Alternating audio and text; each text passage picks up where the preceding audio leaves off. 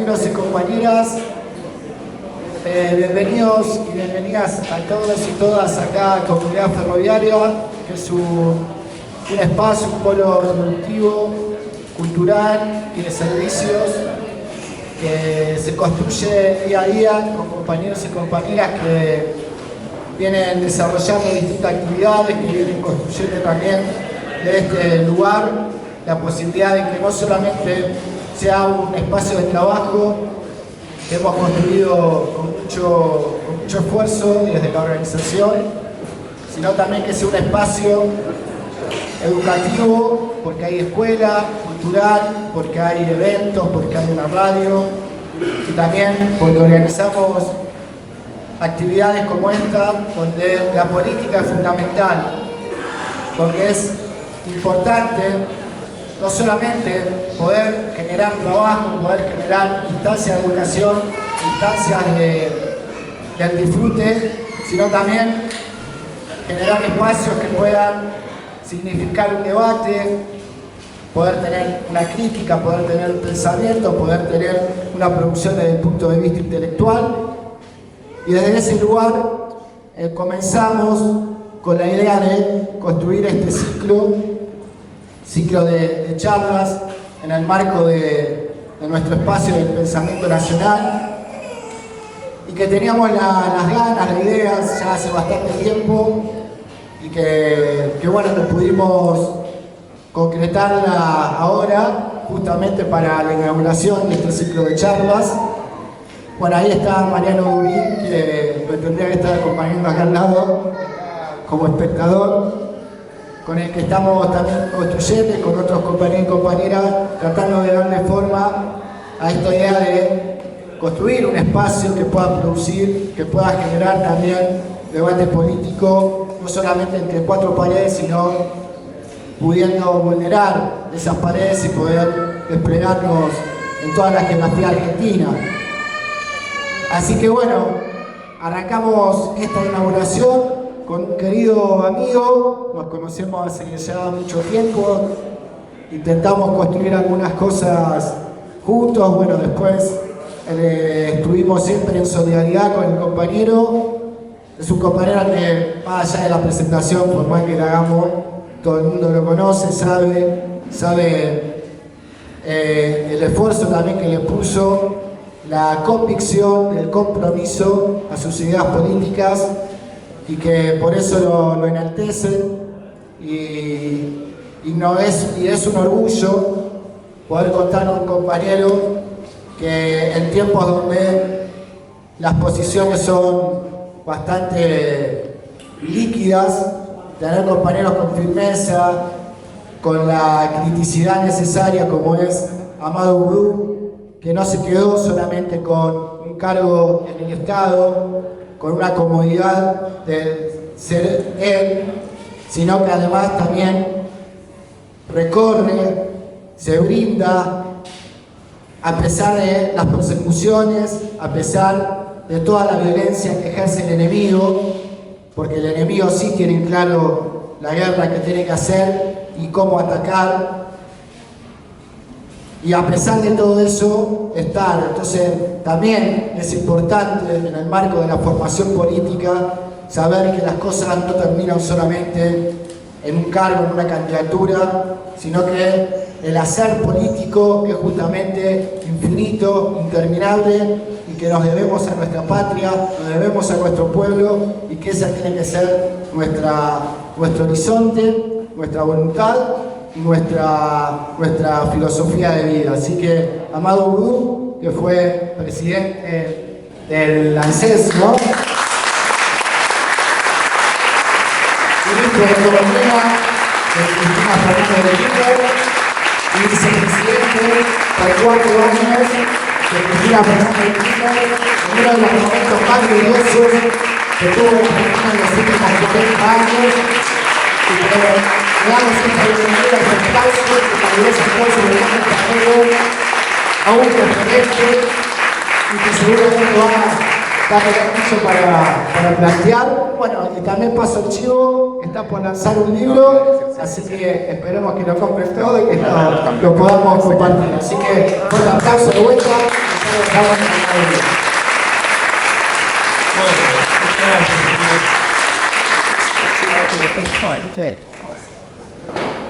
la Muy buenas tardes, noches a todas y todos.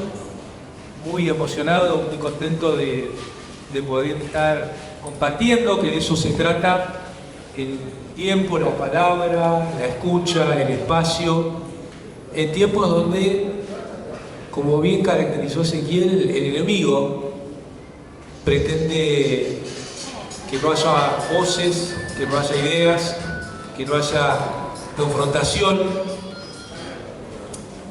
En un país que fueron sucediendo muchas cosas y se fueron naturalizando muchas cosas. Y quizá todos nos hemos ido acostumbrando a hablar demasiado de economía. Y me parece que cuando hablamos de economía, sin ponerlo en contexto con lo que pasa con la vida de todos los días, perdemos capacidad de estar más cerca y más en contacto con nuestra gente que son los 47 millones de personas que viven en la Argentina, los que piensan igual, los que piensan distinto. Yo creo que lamentablemente nos hemos convertido en un espacio que tiene un discurso demasiado economicista.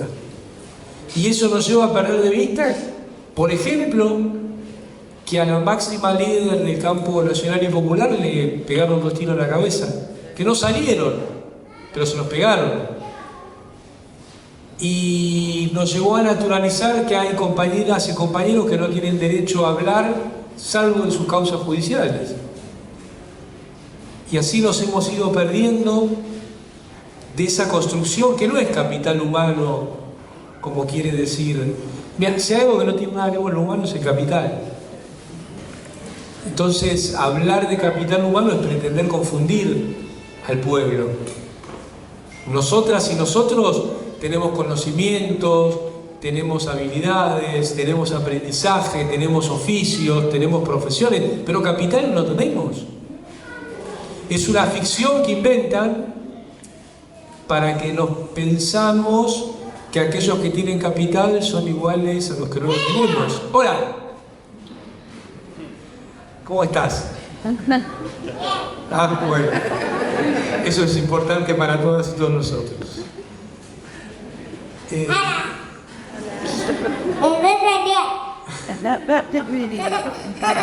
Muy bien, un aplauso. Y en esa ficción nos van confundiendo, o intentan. Y recién hablaba con el Taino, y dice, no, hay muchas personas que todavía piensan que si se llega a dolarizar se creen que $1000 van a ser 1000 pesos. Y no $1000 un peso. Entonces me parece que, y agradezco mucho que tengamos este espacio para poder hablar de lo que está sucediendo en la Argentina, pero sobre todo de lo que nosotras y nosotros pretendemos que suceda. Y lo que pretendemos que suceda es ni más ni menos que la comunidad organizada, la sociedad, se organiza alrededor de la vida y no alrededor del capital. Porque después hablan del déficit fiscal, de la inflación, de todas cosas que son muy importantes. Pero si no ponemos el centro en la vida, estamos dando vuelta la forma de razonar la vida en común. Y creo que lo peor que hay hoy es que hay un discurso desde el gobierno, es decir, desde el poder, que quiere hacer desaparecer lo común, el espacio común, la palabra de lo común, la vida en comunidad. Nadie se realiza en una sociedad que no se realiza. Y claro, ellos piensan, como decía Margaret Thatcher, que nadie puede ver la sociedad, nadie la puede tocar, existen individuos. Y nosotras y nosotros sabemos que es lo contrario. No vivimos en el mundo de Robinson Crusoe, no vivimos en una isla. No existe otra cosa que las relaciones entre nosotras y nosotros, que pueden ser relaciones de opresión, de poder, o pueden ser relaciones de construir el común, aún con las personas que no piensan igual. Y en este tránsito, yo creo que el llegar a Milei tiene que ver con haber ido cediendo en las ideas. Milei no es presidente de la Argentina de casualidad. Milei es la consecuencia de un gobierno en el cual la sociedad había puesto muchísima expectativa de resolver los problemas que le había hecho el gobierno de Macri y no estuvo dispuesto a dar las peleas que debía que dar, o pensaba que no había que darlas, o directamente no le importaba. Y entonces yo creo que es importante hacer pie en que la sociedad está llena de conflictos, la sociedad está llena de antagonismos, la sociedad está llena de cuestiones de clase, y querer hacer como que eso no existe o no sucede es el primer problema para generar políticas desde el campo nacional y popular, porque eso es lo que pretenden que sea aquellos que tienen la sartén por el mango, tienen la manija, son los dueños de las cosas y por lo tanto son los dueños de la vida. No entender que es necesario poner los conflictos, los antagonismos arriba de la mesa para disputarlos, no para eliminar a nadie, sino para que el Estado sea una herramienta de igualdad, una herramienta que permita que la vida tenga un piso de protección social mínimo donde haya lugar para todas y todos, porque se habla mucho de la libertad. Ahora, la libertad requiere que sea discutida entre iguales. No existe la libertad sin igualdad. Si no, no es libertad. ¿Qué libertad tiene una ciudadana o un ciudadano que su salario no le alcanza? ¿Qué libertad tiene una ciudadana o un ciudadano que teme perder su trabajo y no poder encontrar otro? ¿Qué libertad tiene un hermano que no le va a poder dar de comer a los hijos al día siguiente? Entonces la pregunta es: ¿de qué hablamos cuando hablamos de libertad? Porque la libertad de las prepagas para subir la cuota es otra cosa. La libertad de los formadores de precios para quedarse con el esfuerzo de los argentinos subiendo el precio de la comida es otra cosa. La libertad de las empresas de servicios públicos, privadas, para cobrarte un cargo fijo que ya no vas a poder pagar, es una libertad de muy poquitas y muy poquitos. Y me parece que tenemos que poner en disputa la palabra libertad. Tenemos que ser capaces de decir: sí, nosotros también queremos libertad.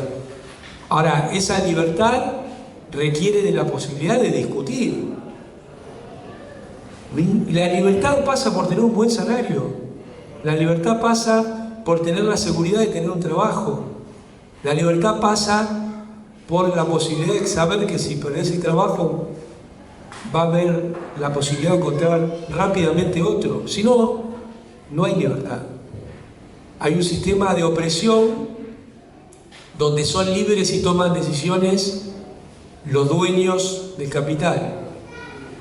Y el resto pasa a vivir en condiciones de cada vez menores niveles de libertad, que no puede tomar decisiones.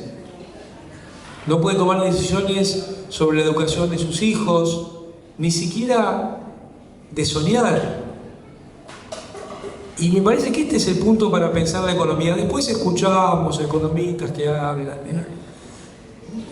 de los equilibrios macroeconómicos.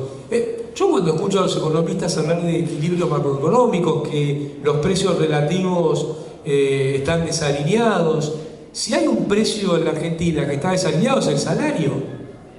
Ahora, eso parece que no entra en ningún discurso económico.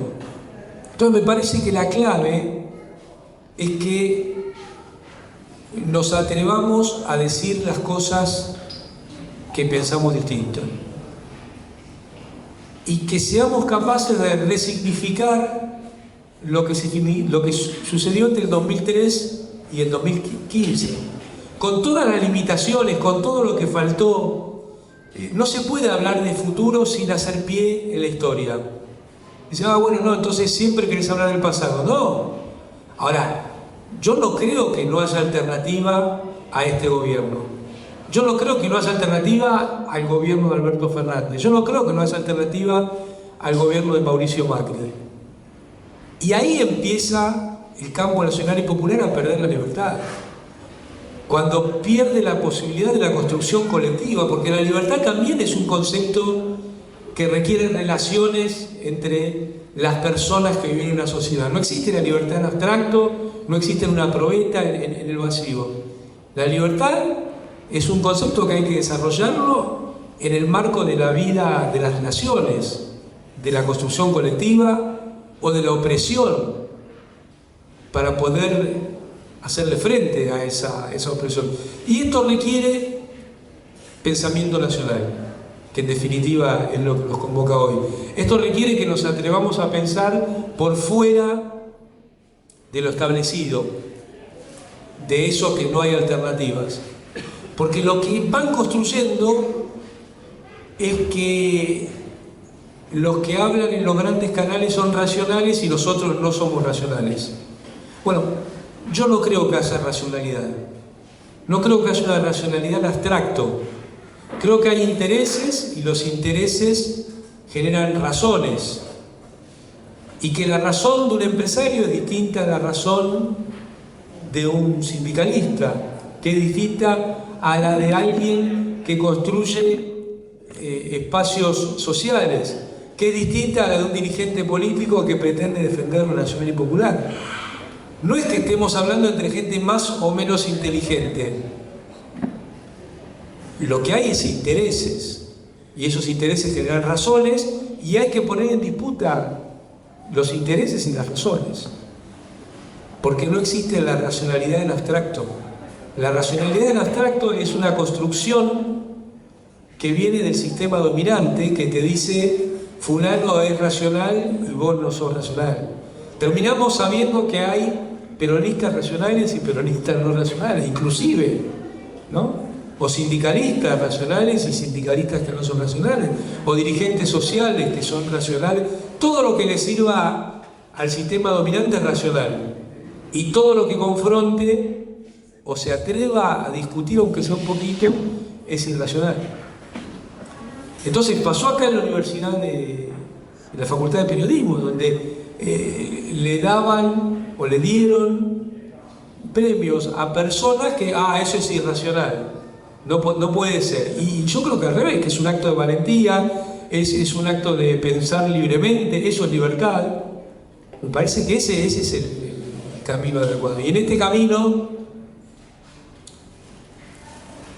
yo creo que tenemos que ser capaces de discutir algunas cosas. Por ejemplo, hace al menos 40 años que la sociedad global terminó con la inflación. Ahora, nadie se pregunta a costa de qué. Y yo sé que esto es disruptivo porque Argentina es un país que está en un régimen de inflación que es insoportable. No, nadie pretendería defender esta inflación. Pero eso no nos tiene que acallar que cuando se vino a combatir la inflación como única política económica, destruyeron la Argentina. Y la convertibilidad al lado de la dolarización es un juego de chicos. El mundo logró vencer a la inflación a costa de una desigualdad cada vez mayor, a costa de una precarización cada vez mayor, a costa de niveles de salario estancados. Llevamos más de 40 años de crecimiento de la productividad de las trabajadoras y trabajadores con salarios que caen más para abajo.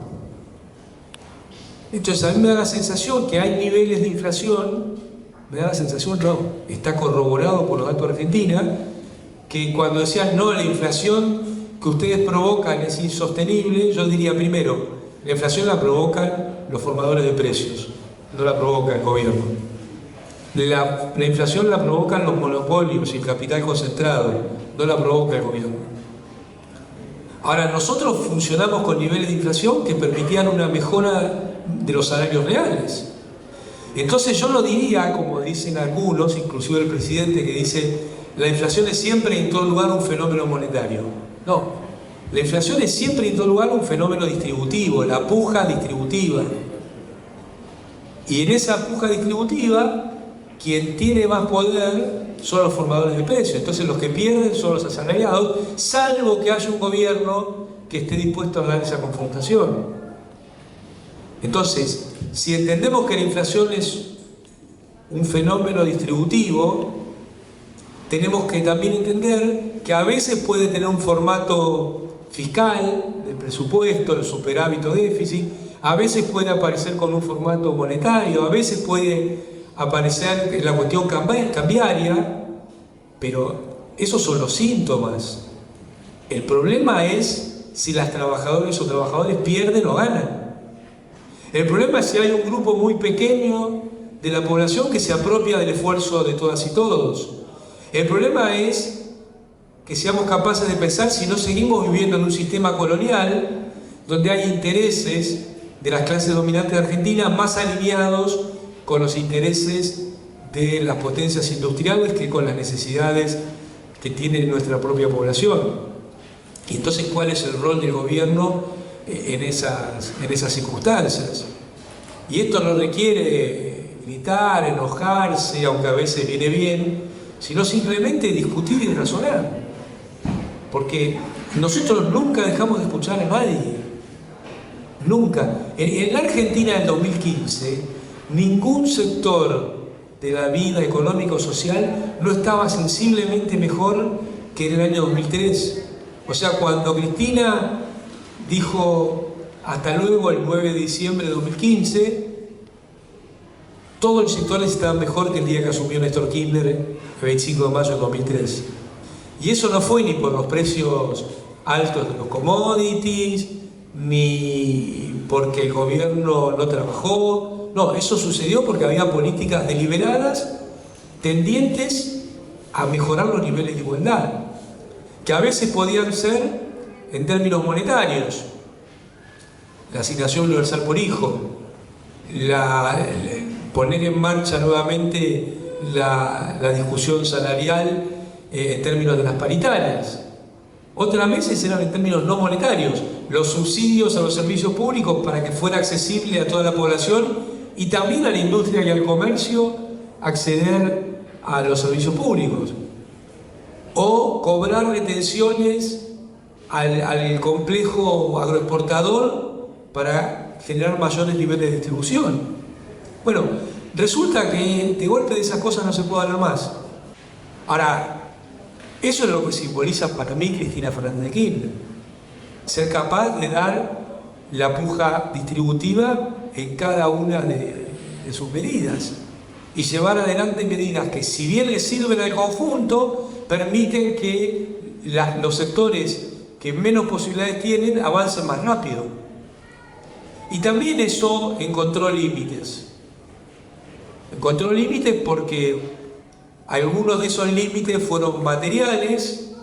Argentina se volvió a encontrar con un problema recurrente que es la necesidad de dólares para incrementar el proceso de sustitución de importaciones, y también se encontró con límites culturales conceptuales, como era el ataque del sistema mediático y de quienes ponen plata en ese sistema sobre la figura de Cristina y sobre muchas figuras más. Y creo que ahí no fuimos suficientemente firmes en dar esa disputa, en que haya personas como Milagro Sala o como Julio De Vido que prácticamente se hayan quedado sin voz, con todo lo que tienen para compartir y para enseñarnos de lo que fueron las políticas que se llevaron en ese tiempo.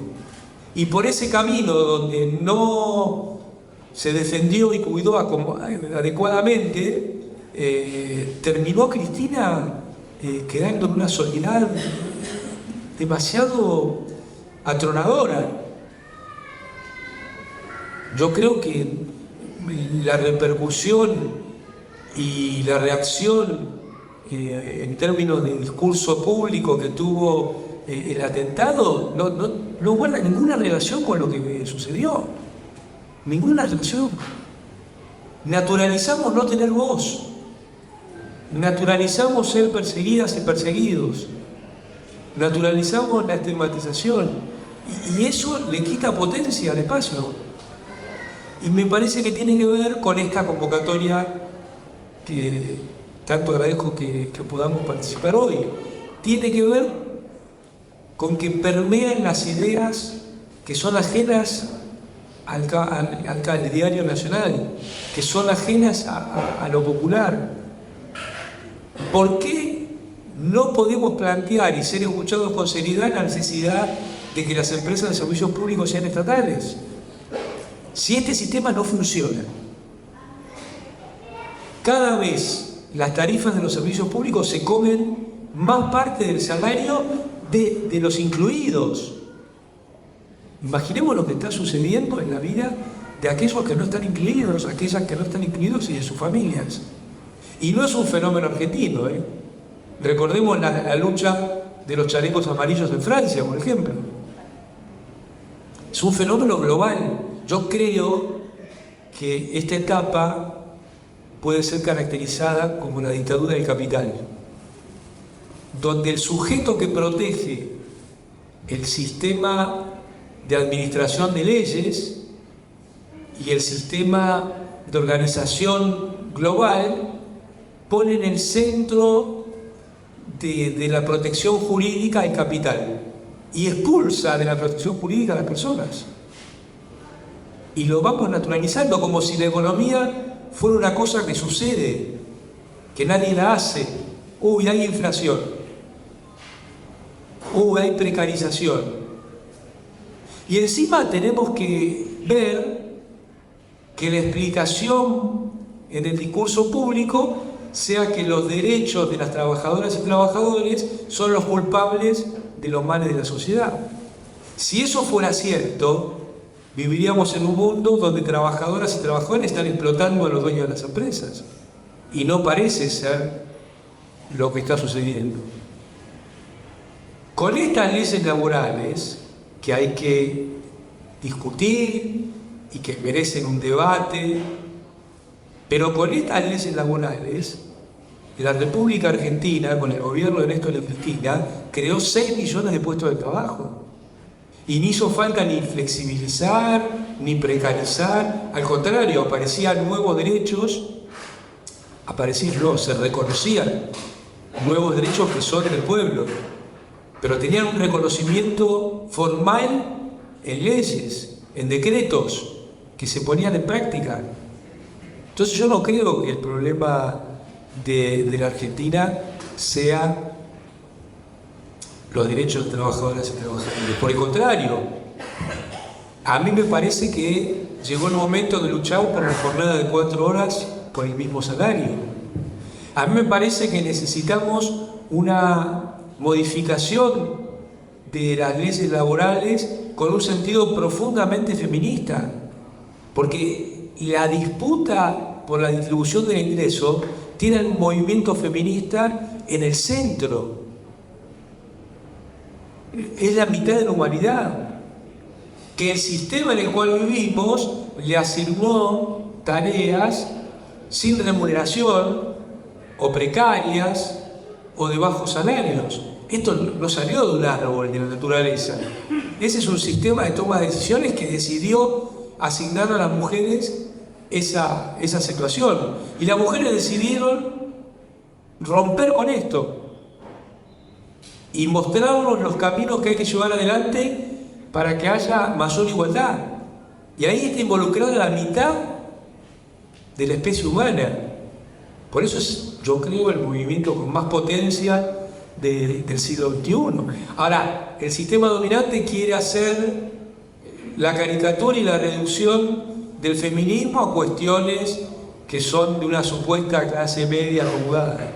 No, el movimiento feminista, en su raíz popular, en su potencia de discurso, de acción, de pensamiento, sobre todo de acción, lo que hace es decir, che, este es un mundo desigual y que no lo queremos más. la pelea por la igualdad es la pelea, porque es la pelea por la libertad. Yo quiero insistir mucho sobre esto. No podemos pensar la libertad sin la igualdad, porque no hay libertad en un mundo de desiguales. Y esto requiere, vuelvo sobre el tema de la estatización de las empresas de servicio público. ¿Por qué? Porque el capital privado, su propia lógica, necesita rentabilidad muy grande y muy a corto plazo. Y lo que necesita la sociedad es que el Estado ponga en marcha la mayor cantidad de herramientas posibles para que todo el conjunto de la población pueda ir mejorando.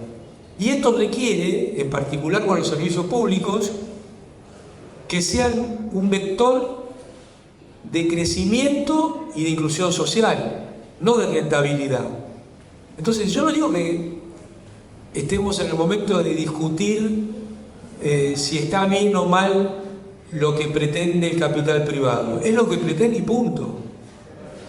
Ahora, nosotros no podemos meter al Estado a que sea furgón de cola en esa forma de pensar la sociedad. Por supuesto que el capital privado tiene un lugar, pero tiene que ser un lugar subsidiario y un lugar de riesgo.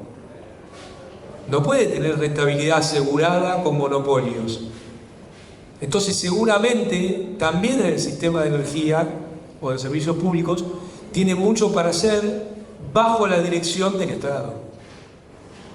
Bajo la dirección de ese Estado que asegure que las familias puedan acceder a precios lógicos a los servicios públicos y también asegure que el capital privado pueda acceder a energía barata para llevar adelante producción de bienes y servicios. Pero no la rentabilidad de un monopolio asegurado por el propio Estado.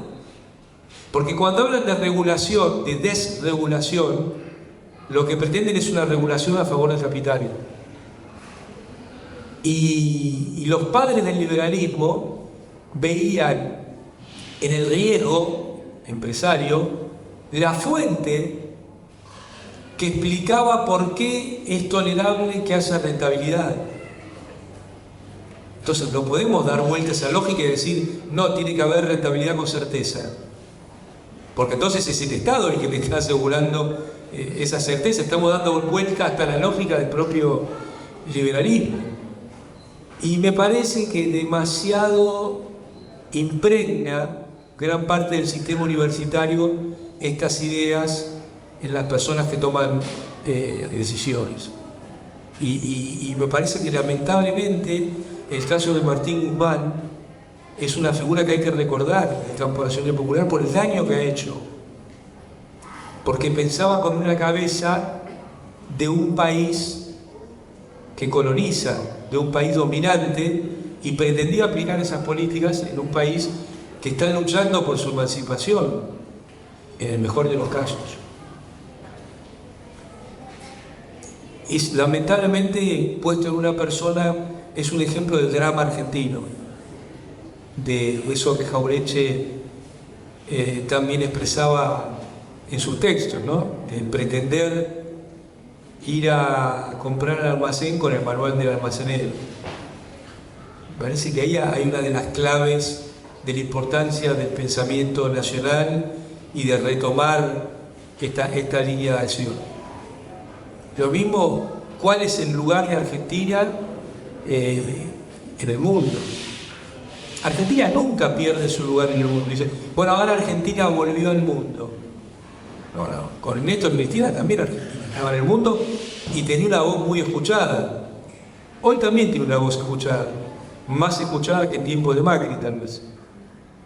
Pero llevando a la Argentina para un lugar que va a ser nocivo para el conjunto de la población, incluidos sectores de clases medias, incluidos sectores industriales, incluidos sectores del comercio, pero ni que hablar de las jubiladas, los jubilados, las trabajadoras, los trabajadores, las clases populares. Entonces, hay una cuestión, ¿no? La cuestión del salario como herramienta de libertad, de la igualdad como herramienta de libertad, el Estado como un actor fundamental, porque perdemos de vista cómo surgió el Estado moderno. Es libertad, igualdad y fraternidad. No es libertad y el mundo de la selva. No es libertad y donde están los leones para comerse al resto de los animales. Porque además no son los leones los que se terminan comiendo todo, son los chacales. Entonces, yo creo, y si quieren, acá podemos parar para compartir la palabra, que no tenemos que dejar que nos eliminen el pensamiento y la palabra. Tenemos que atrevernos a pensar en términos de la Argentina para todas y todos, que incluye a aquellos que nos odian, incluye a aquellos que no les importamos, pero a nosotros sí nos importa el conjunto. Y en esto es muy importante seguir teniendo una moneda nacional, es muy importante tener un Estado potente, es muy importante tener un sistema jubilatorio que reconozca que las mujeres trabajan, aunque el capitalismo haya decidido que esos trabajos no sean remunerados. Es muy importante entender que la asignación universal es igualadora de los trabajadores que tienen trabajo y los trabajadores que no tienen trabajo, pero siguen siendo trabajadoras y trabajadores. Y creo yo que esa idea de la independencia económica, la soberanía política y la justicia social sigue estando en el centro de todo este debate, porque no hay justicia social si no hay independencia económica, y no hay independencia económica si no hay soberanía política, y es esto lo que está en el centro de la discusión que plantea el gobierno con el resto de la sociedad. Muchas gracias.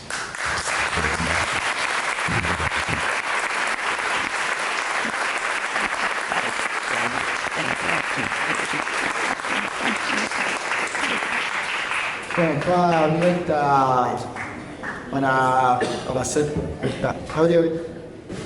Como querés. Sí, no, acérquense porque no. Cara a cara. Al lugar aquí.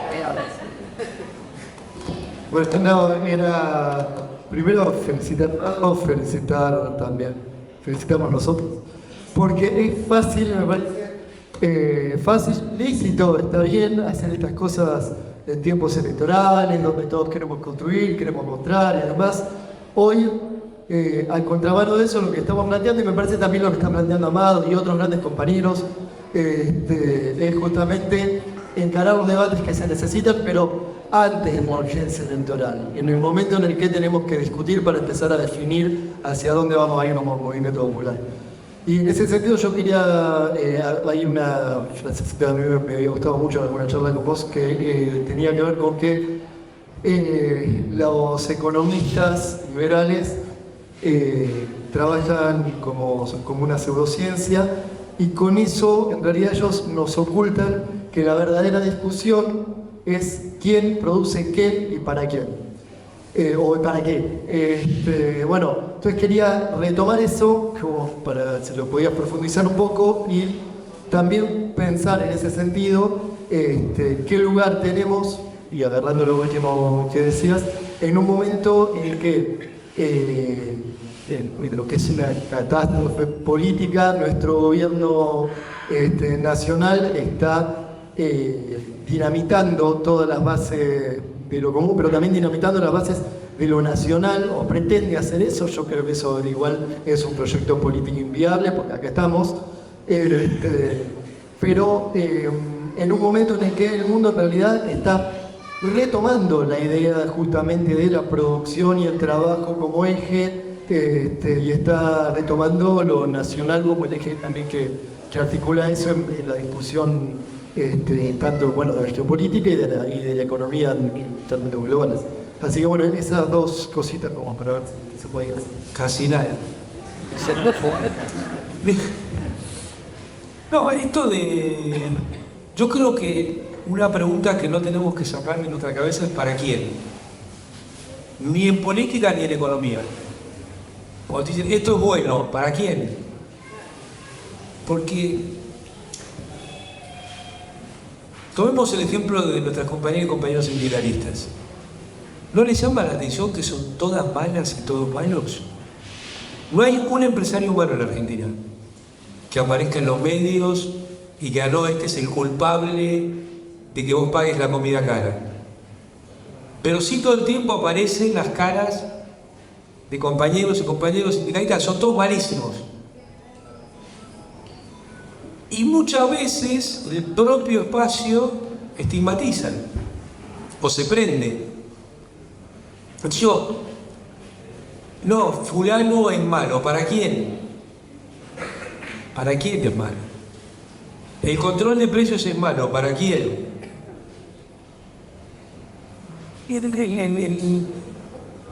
Como el sistema pretende que supongamos que la economía es un ente que anda solo y que se recalienta y se enfría y está saludable, y no, se humaniza algo que no es humano. Y en el mismo camino se deshumaniza lo humano, ¿no? Yo siempre recuerdo cuando dicen, bueno, tiene que haber libertad de comercio, tiene que haber libertad de movimiento de capitales entre los países. Ah, bueno, y entonces también las personas tienen que poder moverse libremente en la frontera. No, ¿qué tiene que ver? Bueno, pero entonces vos le estás dando carácter humano a las cosas y a las personas las estás convirtiendo en cosas. Y entonces fluye el petróleo de Libia a Italia, pero se ahogan quienes pretenden cruzar el mar Mediterráneo en una balsa. Y no se ahogan, los ahogan. ¿No? Son preguntas tan obvias que nos hemos acostumbrado a naturalizar. ¿Cómo puede ser que si es bueno que se muevan las cosas entre países, no sea bueno que se muevan las personas entre países? Bueno, dame las dos. ¿Cómo puede ser que me dicen, no, en Argentina la nafta es re barata, mirá lo que vale en Chile, o mirá lo que vale en España o en Francia? ¿Los salarios son iguales? Porque si no son iguales me estás comparando cosas que no son comparables. Y parece una pregunta que podría hacer la compañerita que hace un rato tomó la palabra. Sin embargo, nos hemos acostumbrado a no hacernos nada. Y ahí hay parte de esta magia que invisibiliza lo obvio y te agrede con lo que no es obvio. Y yo particularmente veo que en el problema del salario y de la precarización está el deterioro sistemático de las figuras de las y los dirigentes sindicales, que es un fenómeno global también. La tasa de sindicalización de los Estados Unidos hoy es la más baja de posguerra. Bueno, eso explica por qué los salarios están tan deteriorados, en parte lo explica. Hay otros motivos también. Pero me parece que esto de una pregunta tan simple como ¿para quién? Debiéramos tratar de planteárnosla siempre, ¿no? Porque cuando viene el dueño de una empresa y te explica lo que desde su punto de vista es importante, bueno, también hay que preguntarle para quién, porque seguramente no es un tonto y razona muy bien, pero razona obviamente de sus intereses. Y esto no es decir que es malo, porque hay otra cosa que me parece que tenemos que sacarlo, decir, bueno, estos son malos y estos son buenos. No se trata de malos y buenos, se trata de intereses. Se trata de si sos capaz o no de representar cabalmente los intereses. Y me parece que en este sentido el gobierno de Alberto Fernández no fue capaz de representar los intereses populares, salvo con el tema de la pandemia, que también hay que, creo yo, hay que reconocerlo, pero en el tema de la deuda no lo hizo. Es más, consolidó lo que había hecho Macri. Lo que hizo Macri es una barrabasada que también no es de manos, es porque muchos amigos ganaron mucha plata. Ahora, el gobierno de Alberto Fernández lo dijo, pero lo consolidó. Mandó al Congreso la consolidación de la deuda con el Fondo Monetario Internacional. Entonces, ahí me parece que hay un déficit o una inversión de la representación. No llevar ante la representación que se esperaba. Y esto guarda con prenderse en la estigmatización de compañeras y compañeros o de poner lo secundario delante de lo principal. Yo veo que hoy hay disputas sobre lo que hace Cristina cuando habla y cuando no habla. Bueno, me parece que por lo menos leamos lo que escribió y agradezcámosla que lo hizo en un momento que creo yo que era indispensable. Tanto tiempo. Tuve la suerte de cursar con vos la primera vez que diste la clase de Economía y la Palabra, que estuvo dando clases y sigue dando clases, entiendo, en la Facultad de Periodismo y Comunicación Social. Primeramente, agradecerte por dar esas clases. Jamás dibujaron tantos cuadros de hojas que manda en la Facultad de Periodismo como cuando estuvo Amado, pero a mí me quedó sonando la primera clase.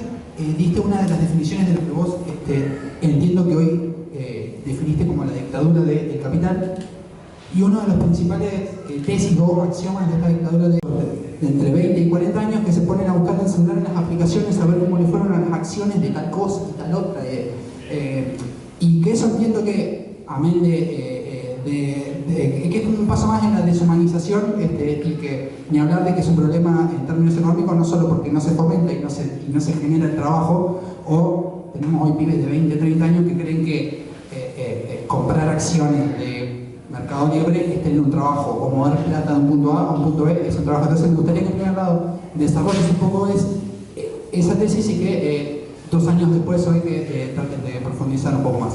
No, muchas gracias. No, gracias a vos.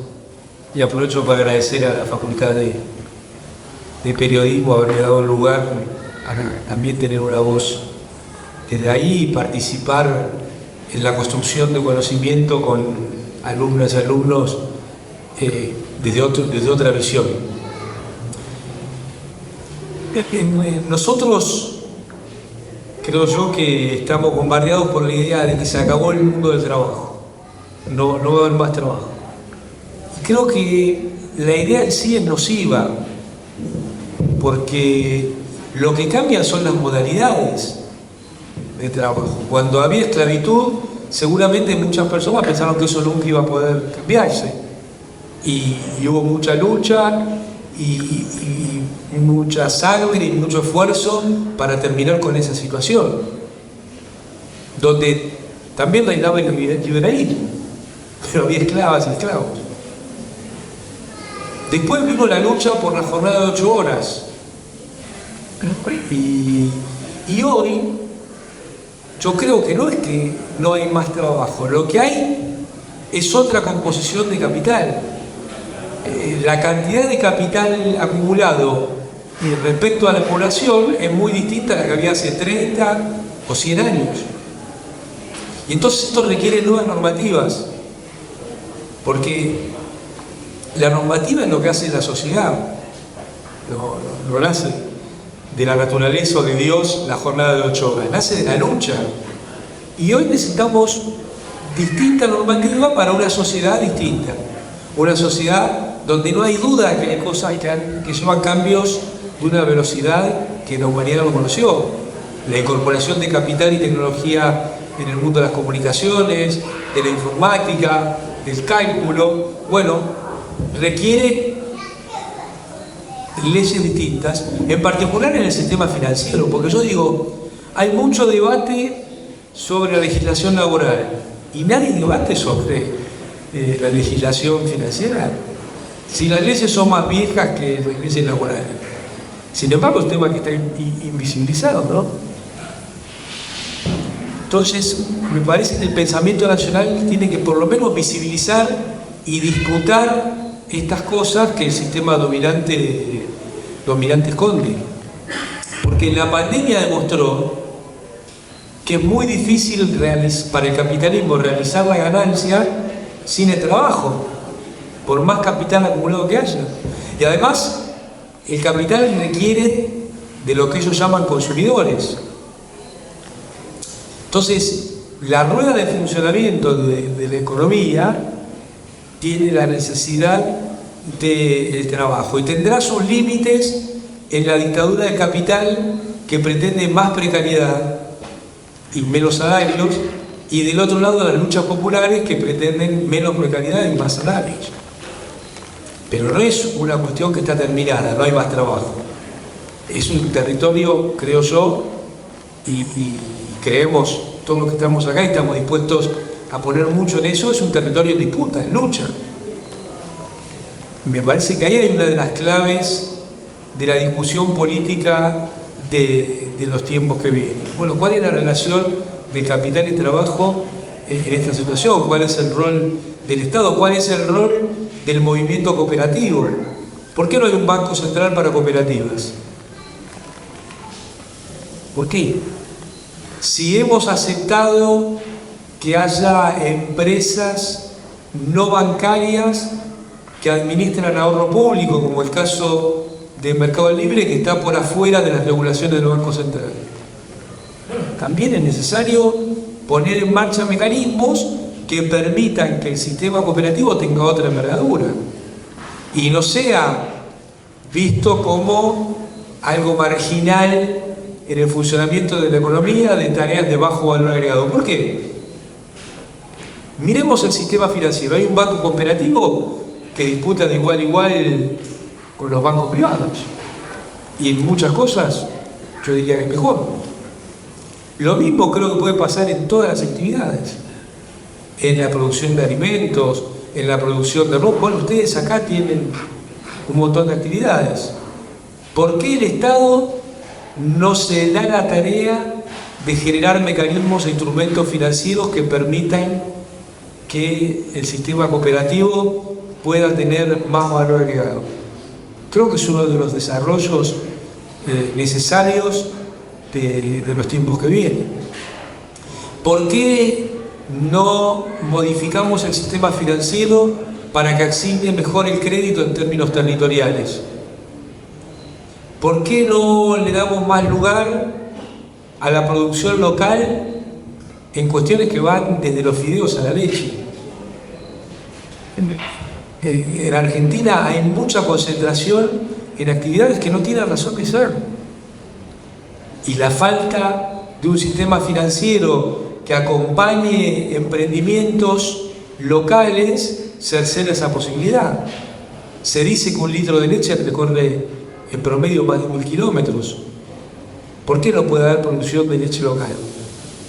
¿Por qué no puede haber producción de alimentos locales? ¿Por qué no puede haber producción textil local? Yo creo que es otra de las necesidades, ¿no? Atreverse a desafiar esa cuestión. Hay ejemplos muchos y muy buenos, pero se requiere un sistema que permita que se financien las actividades locales, muchas veces a través del propio ahorro local.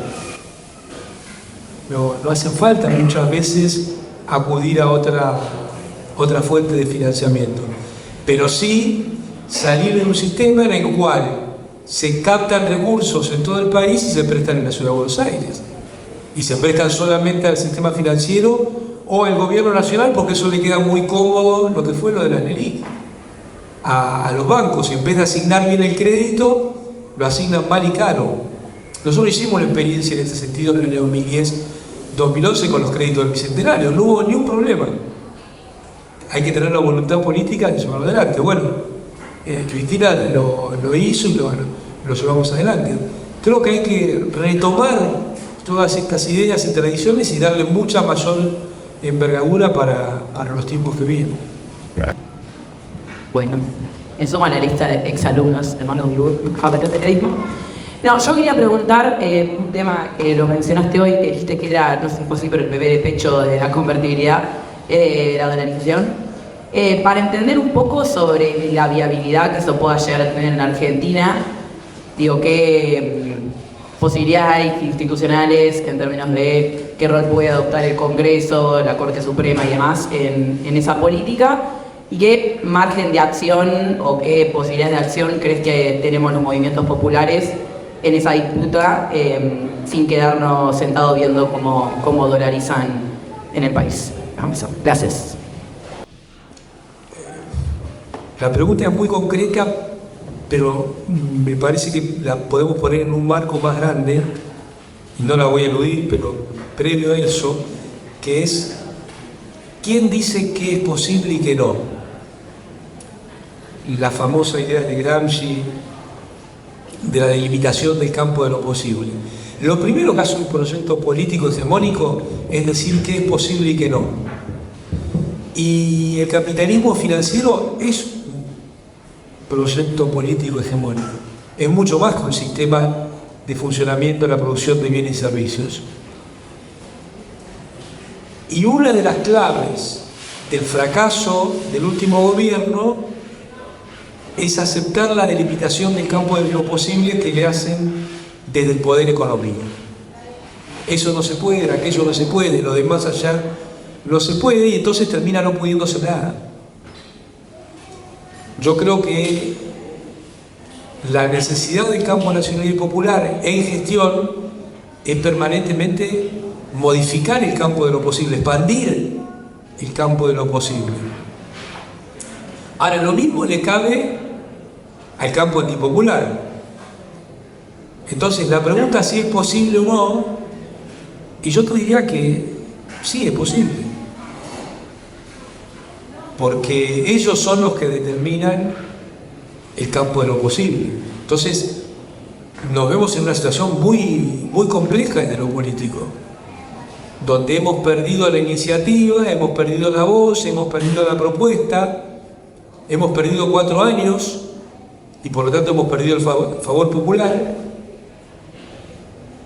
y lo hemos perdido contra quienes nos dicen que es posible y que no. Primer marco de análisis. ¿Es posible que lo hagan? Sí. Ahora, el día que se dolarice, se congela el marco distributivo. Y esto ya lo vimos con la convertibilidad.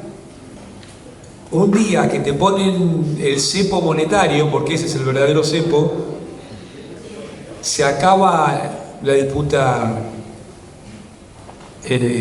por la distribución del ingreso, o se obtura la disputa por la distribución del ingreso en términos operativos, no en términos políticos, que la seguiremos dando, pero en términos operativos se obtura. Entonces, imaginemos si hoy se congelara el patrón distributivo. Es mucho peor que el patrón distributivo que estaba en momentos de la convertibilidad. Es mucho más precario el mundo del trabajo hoy que en ese momento. Es un drama severo al que pretenden llevar a la sociedad argentina, que yo estoy convencido, y lo vengo diciendo hace mucho, 2 meses al menos, que el gobierno no está cometiendo errores, está llevando adelante una política de caos planificado, de caos programado, porque ellos saben que las medidas que toman son inflacionarias. No escapa que el aumento de tarifas, la devaluación, son medidas inflacionarias.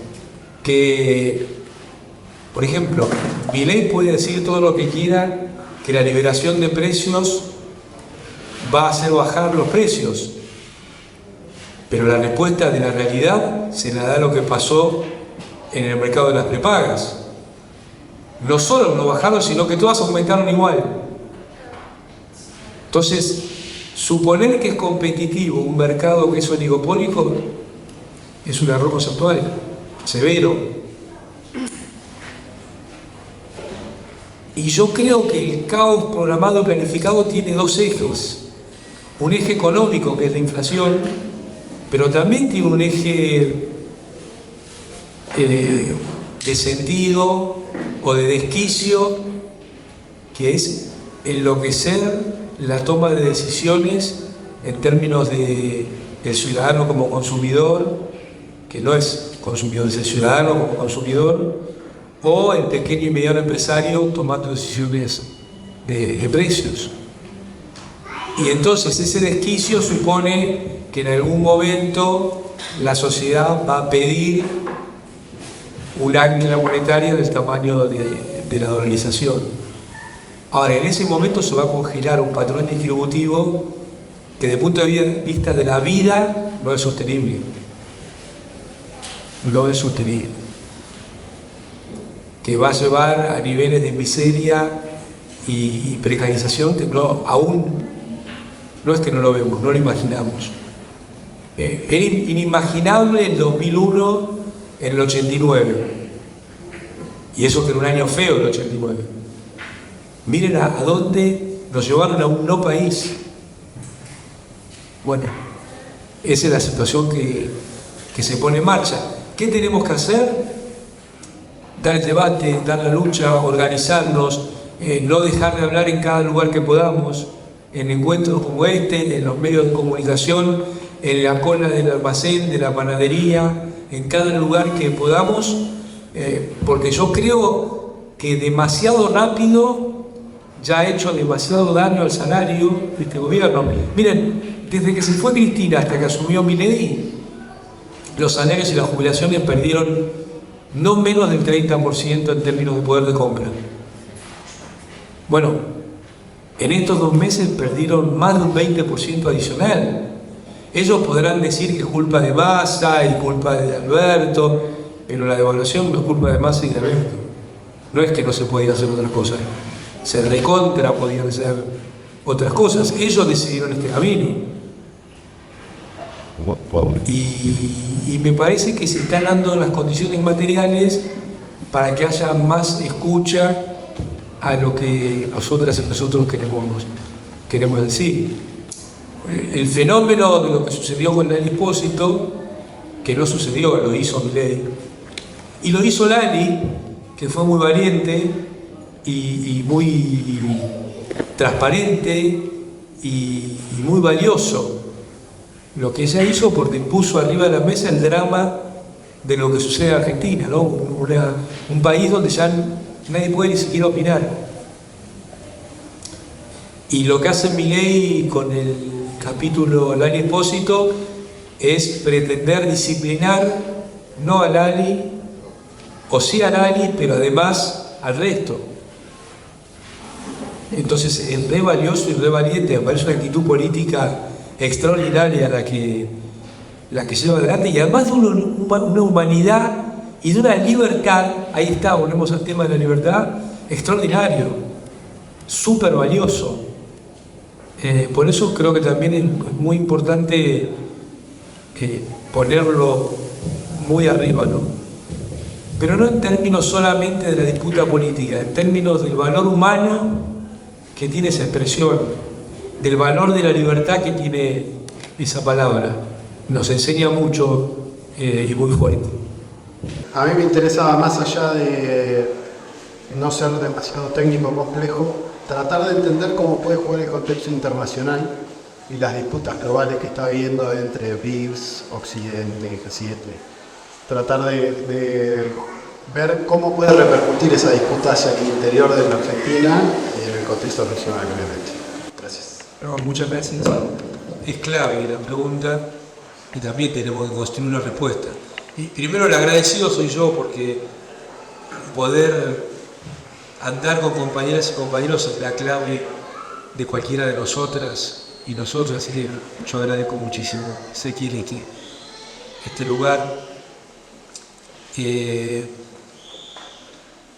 mundo de hoy no tiene nada que ver con el mundo de antes de la caída del muro de Berlín, que no tiene nada que ver con el mundo del final de la Primera Guerra, que no tiene nada que ver con el mundo de antes de las 2 guerras. Pero me parece que acá es clave otra vez la expresión del pensamiento nacional. Hoy la hegemonía está en disputa del mundo. No hay ya un solo país que pueda por sí mismo imponerle sus políticas al resto del mundo. Ahora, yo no creo que todos los problemas de Argentina los solucione recostarse sobre otra potencia. sino que justamente la idea de la tercera posición es una idea muy importante que es la opuesta a la de la tercera vía, porque acá empiezan a intentar construir eso de Corea del Centro, que es lo contrario a la tercera posición. La tercera posición, creo yo, es interpretar la política internacional buscando los países que tengan mayores complementariedades que son temporales en distintos temas. Entonces, Argentina, creo yo, no puede pensarse sin Brasil. Y Argentina y Brasil no pueden pensarse sin Sudamérica. Y Sudamérica no puede pensarse fuera de Latinoamérica. Y Latinoamérica no puede pensarse fuera de la disputa entre Estados Unidos y el polo que significa China, pero que no es solo China. Estados Unidos tiene países satélites.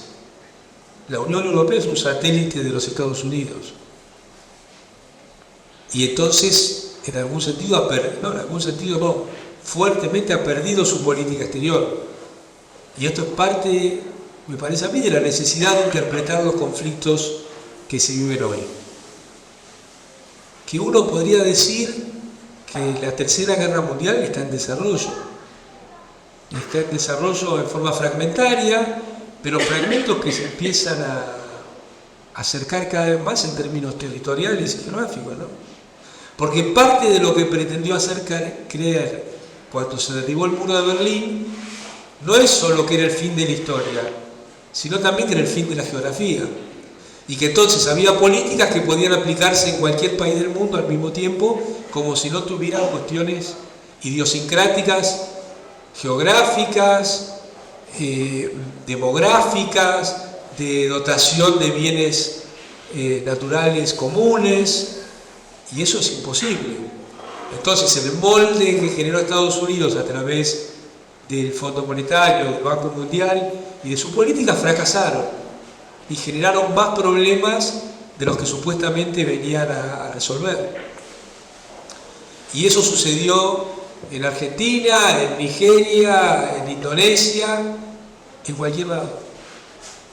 Entonces hoy tenemos la posibilidad de jugar un partido en una economía global que está en disputa. Y eso requiere tener voz propia. No ser ni un país que responde a la hegemonía de Estados Unidos, ni que mira su relación con China como si no hubiera otra solución. Ahora, está claro que la irrupción de China nos genera muchas más posibilidades que si no existieran. Es función de la política exterior argentina ver cómo avanza en ese sentido. Y a mí me parece que el gobierno de Cristina tenía una muy buena política exterior, que hacía pie en una alianza estratégica con China, hacía pie en una relación fraternal con Brasil, e incluso con otros países con los cuales no tenía mucha coincidencia ideológica, como puede ser el caso de Chile. Argentina en tiempos de Cristina siempre mejoró el intercambio comercial con Chile. No obstaba no tener una ideología común para no entender los intereses de las y los argentinos respecto a esa relación. Así que yo creo que el mundo hoy es casi un mundo ideal para un país como Argentina si se toman las decisiones adecuadas y si está dispuesto a interpretar la política exterior de Argentina pensada desde Argentina hacia el resto y no desde las potencias hegemónicas hacia la Argentina, ¿no? Hay muchas más posibilidades que en los 90 de llevar una política exterior que le sirva a nuestra población y a nuestro país. Perdón, aprovecho este momento como señora de 60 años, muy observadora y aprovechando que hay muchos jóvenes, bueno, hay un gran maestro. Yo estoy rodeada en una oficina pública de gente desde el macrismo y ahora de Milei. Y lo que observo, si lo que nosotros pensamos que el uno es somos todos, ellos tienen un perfil muy particular. sociológico, que es qué ventajas se saca. No qué bienestar, qué derecho, sino, por ejemplo, yo los vengo probando, que saben que control de calidad, y yo digo, aunque parezca tonto el comentario, ¿no?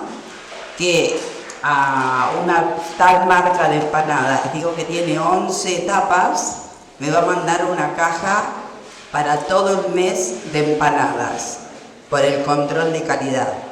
Entonces sería bueno una propuesta ante esta incongruencia que estoy diciendo, que los jóvenes, para romper el círculo, porque yo creo que nos movemos en círculo, acá estamos todos compañeros, y ellos se mueven quizás sin círculo, pero poder capturar el oído de ellos y la charla y el debate mediante charlas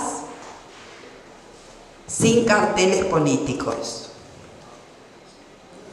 como para podernos hacer escuchar. Porque también hay una matriz de descalificar, como vos decías, los sindicatos. No, esto no. Eso no antes de escuchar. Y entonces seguimos validando ese círculo.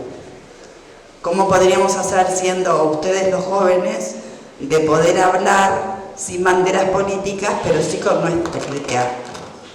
Porque uno llega después de barrer todo ese no y se da cuenta que hasta pueden pensar lo mismo, pero hay una estigmatización de ser populares. Lo dejo planteado. Gracias por... Hay una pregunta que es renunciar a poner las banderas. No es renunciar en parte a la identidad, y es una pregunta. Yo creo que acá en La Plata es muy recordado el tema de la pechera de la Campo en la inundación, y yo creo que la tenemos que ver con orgullo, ese tema. Y vos fijate, ¿no? El otro día había un policía que tenía una pechera en su formato, y eso no horrorizó a nadie. Entonces yo creo que nosotros tenemos que reivindicar. De la comunicación de los jóvenes no veo opinión, no lo sé, pero yo creo que hay que llevar con orgullo las insignias, las banderas y las ideas. Yo entiendo eso también, pero dado ya llevo 4 episodios, ¿se entiende? Verás. Bueno, compañeras y compañeros, damos cierre a esta calurosa charla con Javi.